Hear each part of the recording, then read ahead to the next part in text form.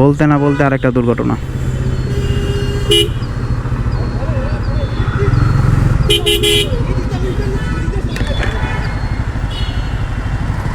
ওরে, যখন আমি ভিডিওটা আজকে শ্যুট করতেছি তখন হলো ঈদের 2 নম্বর দিন, মানে ঈদের দিন এর পরের দিন ভিডিওটা শ্যুট করতেছি।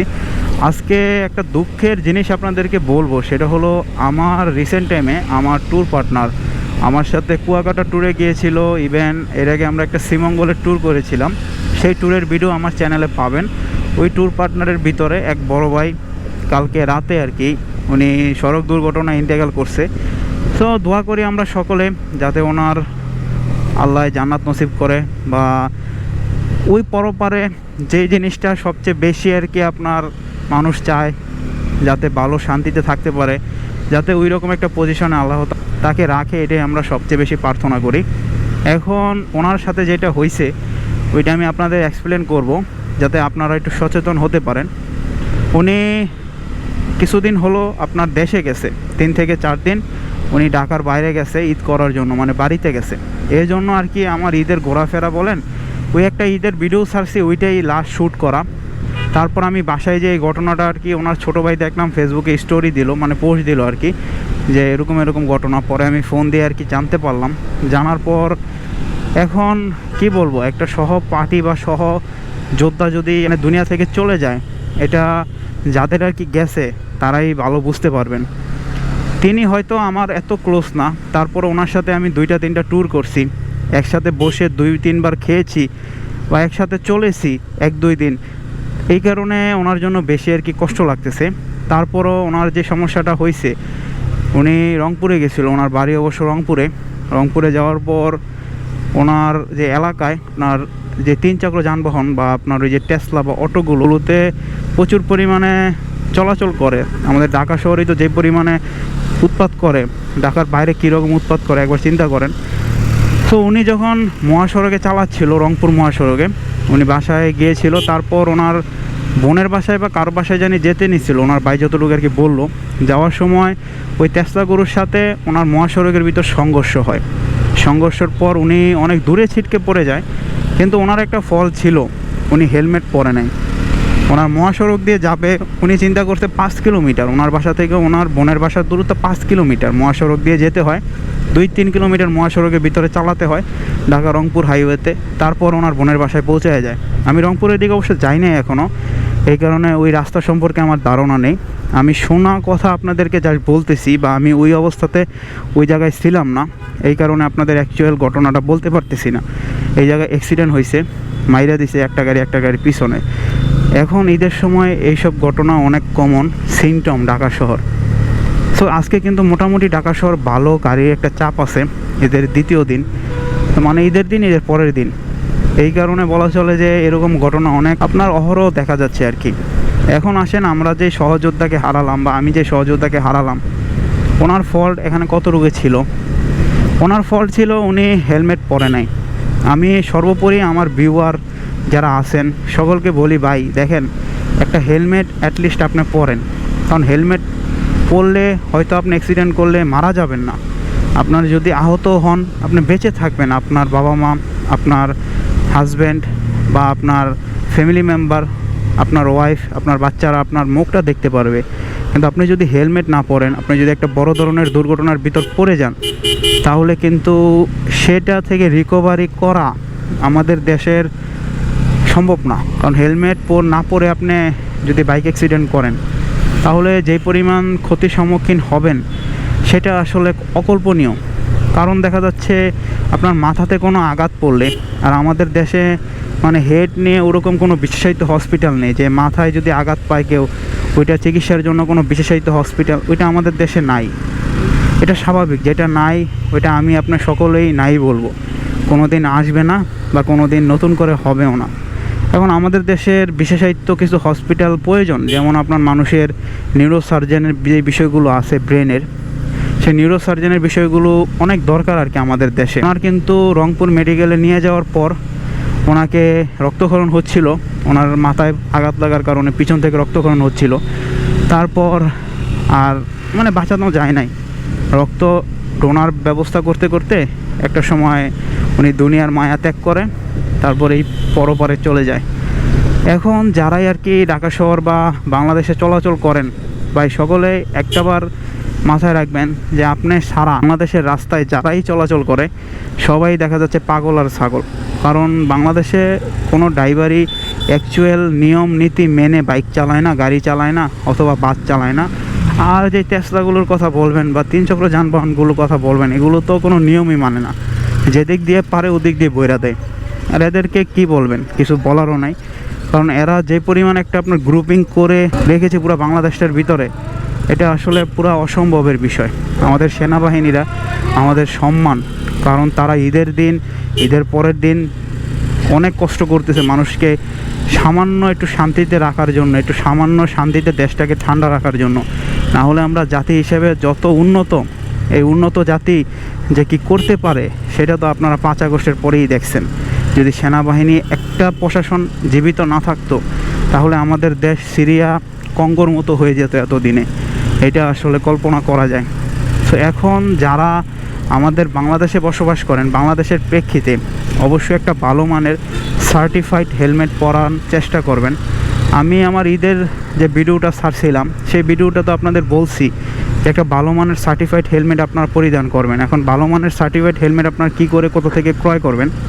আপনারা একটা জিনিস আমি আপনাদের বলে দেই, আপনারা সবসময় কিছু রেপুটেটেড ব্র্যান্ড আছে হেলমেটের, যেমন আমি যেই ব্র্যান্ডটা ইউজ করি এমটি হেলমেট। সো এই ব্র্যান্ডটা আপনারা দেখতে পারেন, অথবা শার্কের একটা হেলমেট আছে, শার্ক কোম্পানি আছে, অথবা আপনার সোমানের কিছু হেলমেট আছে 5000 অ্যাবভ যে প্রাইসগুলো, ওগুলোর কথা বলতেছি, আবার লোকালগুলোর কথা না। আরও কিছু রেপুটেটেড ব্র্যান্ড আছে, যেমন আমি অনেকগুলো ব্র্যান্ডের কথা এখন মনে আসতেছে না, চাইলে আপনারা ওগুলো ইউজ করতে পারেন। এখন অনেকে বলবেন যে ভাই আমি তো ঢাকা সিটির ভিতরে আর কি বাইক রাইড করি, বা আমি তো ঢাকা সিটির ভিতরে চলাচল করি, তো সেক্ষেত্রে আমার কি ভালো মানের হেলমেট প্রয়োজন? এখন দেখেন ভাই, আপনার সর্বোপরি একটা ভালো মানের হেলমেট পরিধান করা উচিত। কারণ কি, দুর্ঘটনা ঢাকা সিটিতে হতে পারে বড় ধরনের, ঢাকা সিটির বাইরেও হতে পারে। আপনি ঢাকা সিটি দুর্ঘটনাতে লোক মারা গেছে এরকম ঘটনার মনে আপনার কানে তাহলে আসে নাই, যদি আপনি এরকম কোশ্চেন করেন যে আমি তো ঢাকা সিটির ভিতরে চালাই, তাহলে কি আমার ভালো মানের হেলমেট প্রয়োজন? আপনার দুর্ঘটনা যেখানে না সেখানেই হতে পারে, এখানে আরেকটা দুর্ঘটনা, বলতে না বলতে আরেকটা দুর্ঘটনা।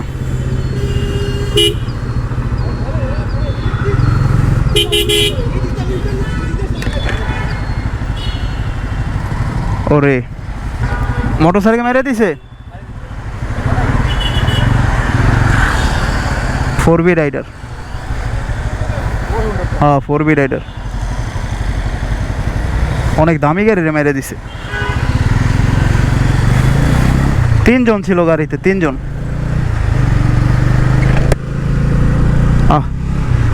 মানে ওনারা 3 জন ছিল একটা গাড়িতে, 4Bতে। আর এই গাড়িটা অনেক দামি গাড়ি, যেই গাড়িটা মাইরে দিছে অলমোস্ট 1 কোটি তো হবেই। এই কারণে বলা চলে ভাই, যার গাড়িরে মারছে, যেই ক্ষতি করছে, এই 4B বিক্রি করে তো ওই টাকা ওঠানো যাবে না। দেখা যাক বেচারার কি হয়, 4B রাইডারেরও কি হয়। কারণ ওইখানে কিছু করার নাই ভাই, দাঁড়ালে বাইকারেরই দোষ। তিনি 2-3 জন নিয়ে কেন চালাচ্ছে? 3 জন নিয়ে তো আসলে চালানোর কথা না। আবার তিনি হেলমেট ইউজ করে নাই। এখানে দাঁড়ালে আমরা বাইকার হিসেবে আমাদেরই সবচেয়ে বড় দোষটা সবার আগে চোখে পড়বে। এই কারণে বলা চলে আর দাঁড়ালাম না বা কোনো কিছু সাহায্য করলাম না।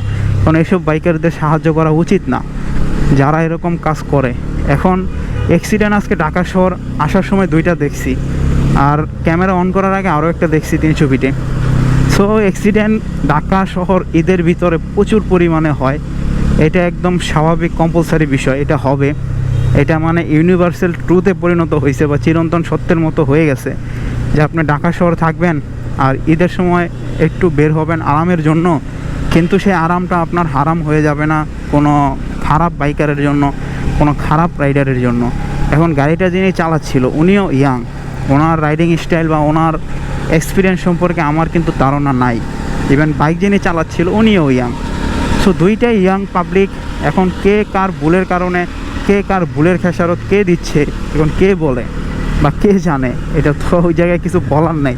আর আমি যদি ওই জায়গায় বাইকার হিসেবে একজন বাইকারের উপকার করতে যেতাম, এখানে দেখা যাচ্ছে আমাদের বাইকারেরই সমস্যা বলতে এক বাইকার আরেক গাড়িরে মাইরে দিছে, এটা যদি আমি বাইকার হিসেবে ওই জায়গায় সমাধান করতে যাই, আমার তো মানবতার দরকার আছে। আমি যদি সব ক্ষেত্রে শুধু বাইকারের সাপোর্টকারী, বাইকারের কথা বলি যে বাইকারের কোনো সমস্যা নাই, গাড়িওয়ালার সমস্যা, তাইলে তো হবে না। তাইলে তো একটা ইনজাস্টিস বিষয় হয়ে গেল। হয়তো দেখা যাচ্ছে বাইকাররা 3 জন আছে, উনি একজন আছে, কিছুক্ষণের ভিতরে যদি মানে চলে যায় তো চলে গেল অতি সহজে, আর যদি না চলে যায় তাইলে এখানে বড় একটা মামলা ওনাদের খেতে হবে, যারা আর কি 4B রাইডার আছে। আর 4B এই গাড়িগুলো, ওটা অবশ্য সিঙ্গেল ডিস্ক ছিল। সো সিঙ্গেল ডিস্কের গাড়িগুলো এখন বাংলাদেশে সেকেন্ড হ্যান্ড 70,000, 80,000, 90,000 টাকায় পাওয়া যাচ্ছে। 27,000 kilometre, 30,000 kilometre, 35,000 kilometre second hand দোকান থেকে ধরে মিটার ট্যাম্পারিং করে এলাকার অনেক গ্যারেজেও বিক্রি করতেছে। যেমন আমার এলাকার এক ছোটো ভাই ওদিন এক 4B গাড়ি আর কি কিনে আনলো। তারপর আমার দেখাইতেছে, ভাই এই গাড়িটা আমি কিনে আনছি, দেখলাম 26,790 কিলোমিটার, মানে 27,000 কিলোমিটার। পরে আমি জিজ্ঞেস করছি কত নিচ্ছে, ওই বলছি সব কিছু মিলাই ভাই 96,000 টাকা পড়ছে, নাম ট্রান্সফার সহ। এখন নাম ট্রান্সফার সহ যদি 96,000 টাকা দিয়ে কিনে, তাহলে অ্যাটলিস্ট গাড়িটার প্রাইস কিন্তু 90,000 টাকায় পড়ছে। আর 90,000 টাকা দিয়ে একটা গাড়ি কিনে সেই গাড়িটা আপনার অবশ্যই 26,000 কিলোমিটার চালানো। আমি বলতেছি না গাড়িগুলো একবারে বাজে হয়ে গেছে বা ফালায় দেওয়ার মতো, কারণ এই গাড়িগুলো 26,000 কিলোমিটার চালাইছে, তারপরও গাড়িগুলো আপনার অ্যাকচুয়াল যদি পারফরমেন্স দেয় সেটা কিন্তু ভালো। এখন পারফরমেন্সের বদলে আমি দেখি আমার মাইলেজটা কত দিচ্ছে, 41 করে মিটারে শো করতেছে, কিন্তু 41 কখনো পাই না। তো পারফরমেন্সের বদলে যদি গাড়িটা আপনার ক্ষতির সম্মুখীন আপনাকে ফালায়, তাহলে ওইটা আসলে উচিত না কারো। আপনি যেই গাড়ি যেখান থেকে ক্রয় করবেন অবশ্যই ভালো কোনো রেপুটেটেড জায়গা থেকে গাড়ি ক্রয় করার চেষ্টা করবেন। যেমন আমি কিছুদিন আগে আপনার অনলাইনে একটা অনেক ভাইরাল টপিক দেখছিলাম, এক বেচারায় আপনার হেলমেটের পোস্ট দিছিল গ্রুপে যে আমি দেশের বাইরে চলে যাব, ওই হেলমেটটা সেল দিয়ে দিব, যদি কেউ কেনার থাকেন তাহলে অবশ্যই কমেন্ট করলে আমি আপনার কাছে বিক্রি করব। ওইখানে অনেক মানুষ আর কি কমেন্ট করছে, ওই বেচারায় তারপরে লাস্টে লিখেও দিছে নিচে যে আমি হেলমেটটা বিক্রি করে ফেলছি, কেউ আমাকে আর নক দিবেন না। পরবর্তীতে অনেকে মনে হয় ওনাকে নক দিছে। এখন আমাদের ফ্যাসিনেশন থাকে সব কিছু আর কি পুরান জিনিস কেনার, কারণ আমরা জাতি হিসাবে এত একটা ডেভেলপ না, তো এই কারণে আমাদের মানসিক বা মেন্টালি প্রিপারেশন ওরকমই থাকে যে সবসময় একটু সেকেন্ড হ্যান্ড জিনিসের প্রতি ঝোঁকা। এখন সেকেন্ড হ্যান্ড জিনিস সর্বোপরি যে খারাপ তা না, আবার সর্বোপরি যে ভালো তা না। সেকেন্ড হ্যান্ড জিনিস কিছু কিছু টাইমে আপনার জীবন কেড়ে নেওয়ার বিষয় হতে পারে। যেমন একটা বাইক আপনি ক্রয় করলেন, অনেক ছোট ছেলেপেলেরা বাইক ক্রয় করে ফ্যামিলিকে না জানিয়ে, যেমন ইন্টারে পড়ে অথবা একটু বাইক চালানো শিখছে, ফ্যামিলিতে মানে নিজে একটু ইনকাম করে বা ফ্যামিলি থেকে টাকা পয়সা নিছে, নিয়ে টিয়া একটা বাইক ক্রয় করছে। সেই বাইকটা দেখা যাচ্ছে আপনার একটা বড় ধরনের অ্যাক্সিডেন্টের সম্মুখীন হয়েছে। অ্যাক্সিডেন্টের সম্মুখীন হইয়া সে বাইকটার চেসিজে কোনো সমস্যা আছে, চেসিজে কোনো জ্বালাই আছে বা ব্লা ব্লা ব্লা কোনো সমস্যার ভিতরে পড়ছিল। তারপরে বাইকটা যিনি চালাতো উনি সেল করে দিছে, কিন্তু যিনি বিক্রি করছে উনি অবশ্য গোপন করে বিক্রি করছে যে বাইকে কোনো সমস্যা নাই, এরকম প্রবলেম নাই, অনেক ভালো একটা বাইক বা অনেক মজাদার একটা বাইক, যিনি কিনবে তাকে বংচং বুঝায় আর কি বিক্রি করছে। তো এরকম হয় আমাদের দেশে, এরকম অহরহ ঘটনা আপনারা দেখতে পাবেন বা অহরহ কাহিনী আপনারা শুনতে পারবেন, যে কাহিনীগুলো আমাদের দেশেই শুধু বিদ্যমান। কারণ আমাদের দেশে একটা কথা আমি প্রতিনিয়ত বলি না, আমাদের বাংলাদেশটা হলো বিচিত্র রকম, যে সুবলা শ্যামলা শস্য শ্যামলা বাংলাদেশ। এই দেশে আপনি যে পরিমাণ মানুষ দেখতে পাবেন, পৃথিবীর কোনো দেশে এত পরিমাণ, এত মেন্টালিটি, এত মানে বৈচিত্র্যর মানুষ দেখতে পাবেন না। কারণ আমরা জাতি হিসাবে অনেক উন্নত, আমাদের মন মানসিকতা থেকে সব কিছুই অনেক developed, highly skillful, highly developed. 3 জন একটা রিক্সায় উঠছে, রিক্সা তো ব্রেকই করতে পারতেছে না যাত্রীদের প্রেসারে। সো এই রিক্সাগুলোর কারণে ঢাকা শহর যানজটটা হয়। আর আমার যে বড় ভাইটা অ্যাক্সিডেন্ট করে দুনিয়ার মায়া ত্যাগ করছে, উনি এই টেসলাগুলোর কারণেই দুনিয়ার মায়া ত্যাগ করতে হয়েছে। এগুলোর সাথে মানে আঘাতপ্রাপ্ত হয়েছে, তারপর উনি আইল্যান্ডের উপর পড়ে গেছে। আইল্যান্ডের উপর পড়ে যাওয়ার পর আর কি যা হয় সচরাচর আপনারা তো জানেনই, যে মাথা ফেটে রক্ত বের হয়েছে, ওনার দুনিয়ার মায়াটা ত্যাগ করতে হয়েছে। তো অবশ্যই ওই বাইকটার জন্য আপনারা প্রে করবেন, বা আপনারা যেই বাইক চালান না কেন অবশ্যই আপনার একটু নিজস্ব ব্যক্তিসত্তা, নিজস্ব বুদ্ধিসত্তা, নিজে যতটুকু বোঝেন যে বাইকটা এই জায়গায় ব্রেক করলে এই জায়গায় থামবে, ওইটা বুঝে শুনে বাইক চালানোর চেষ্টা করবেন বা বাইকটা চালাবেন। কারণ আপনি যদি একটা দুর্ঘটনায় পড়েন, সেটা আপনার নিজেকে সলভিং করতে হবে। বাংলাদেশের পরিপ্রেক্ষিতে কেউ আপনাকে সলভিং করে দিবে না, কেউ আপনার সলভিংয়ের ক্ষেত্রে আসবেও না বা এগিয়েও আসবে না। যেমন আমি এখন এই বাইকটা অ্যাক্সিডেন্ট করছে, সে বাইক বলটা আমার মাথায় এসে লাগতো। বাদ দে বাদ দে বাদ দে বাদ দে। আমার পিছনে যিনি আছে পিলিয়ন হিসেবে, আমার বন্ধু, ও আর কি বলতেছে, তুই চোখে দেখোস না, এবার বল মারস। আসলে এগুলো একটু বস্তি টাইপের ছেড়ে পেলে তো, এদের সাথে এখন ঝামেলা করলে দরকার কি? সমস্যা নাই ভাই, আমার তো শরীরে লাগে নাই, রাখলে না হয় আমি কিছু বলতে পারতাম। আজকের ভিডিওটা বেসিক্যালি এতটুকুই বলার ছিল যে আপনারা অবশ্যই বাইক রাইডের সময় ভালো মতো বাইক রাইড করবেন, নিজস্ব ব্যক্তিসত্তা, নিজস্ব বুদ্ধিসত্তা নিয়ে বাইক রাইড করবেন। অবশ্যই সেফটি সহকারে বাইক রাইড করার চেষ্টা করবেন। অ্যাটলিস্ট একটা সার্টিফাইড হেলমেট পরিধান করার চেষ্টা করবেন।